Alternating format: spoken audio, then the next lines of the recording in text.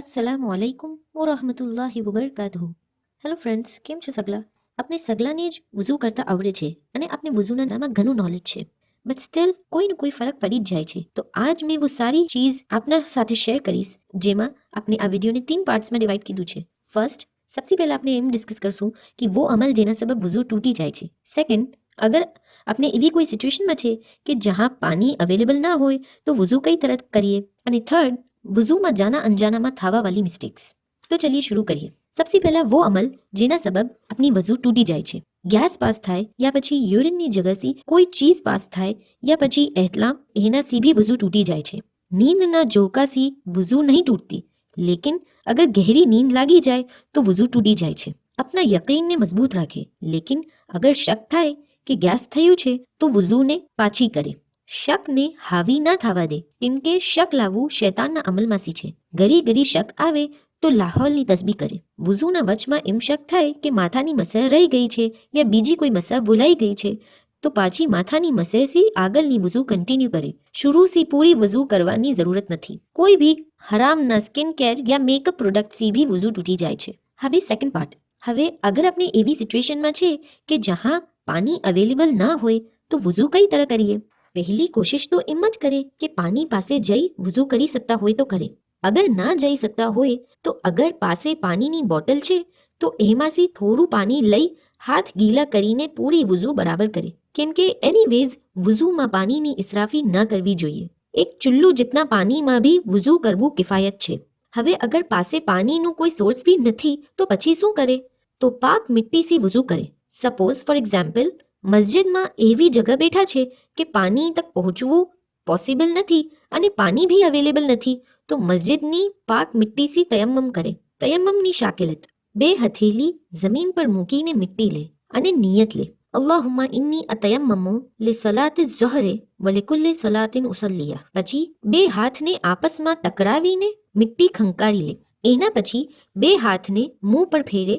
તે બાદ 2 હાથ પર મસે કરે. ડાબા હાથના 4 આંગળાઓથી જમણા હાથના 4 આંગળાઓના ઉપર મસે કરે અને ये જ મિસલ જમણા હાથના 4 આંગળાઓથી ડાબા હાથના 4 આંગળાઓ પર મસે કરે. તયમ્મમ કીધા પછી આ દુઆ પઢે: અલ્હમ્દુલિલ્લાહિલ્લઝી જઅલલ માઅ તહૂરન વત્તુરાબા અફૂરન વ મુહમ્મદન સલ્લલ્લાહુ અલૈહિ વ આલિહિ રસૂલા. હવે એમ ખ્યાલ રાખે કે લાસ્ટ વખત જે છે નમાઝનું વહાં લગ ઇંતજાર કરે કે પાણી મિલી શકતું હોય તો. તયમ્મમ પાક મિટ્ટીથી જ થાય. ચૂના યા રાખ યા રેતીથી તયમ્મમ ના થાય. એક તયમ્મમથી સગલી નમાઝ પઢી શકાય છે. એક નમાઝ પઢા બાદ બીજી નમાઝ પહેલા પાણી મિલી જાય તો તયમ્મમ તૂટી જાય છે અને પાણીથી વઝૂ કરે. વઝૂમાં ઘણી એવી ચીજો છે જે યહાં યુટ્યુબ વિડીયોમાં બતાવવું ઇમ્કાન નથી. એના લીએ આપ હમારા વોટ્સએપ ગ્રુપને જોઈન કરી શકો છો for more such very useful information and હદીસ related messages. Link is in the description box. આપ અમને પર્સનલ મેસેજ કરીને ભી પૂછી શકો છો. હવે પાર્ટ 3, વઝૂમાં જાના અંજાનામાં થાવા વાલી મિસ્ટેક્સ. વઝૂના 7 અરકાન ફરીઝત છે. બાથરૂમ યા ટોયલેટ જવા પછી ઇસ્તિંજા લેવું ફરીઝત છે, મગર હર વઝૂ પહેલા ઇસ્તિંજા લેવું સુન્નત છે, કમ્પલ્સરી નથી. એમ જરૂરી નથી કે હર બાર વઝૂ પહેલા ઇસ્તિંજા લે.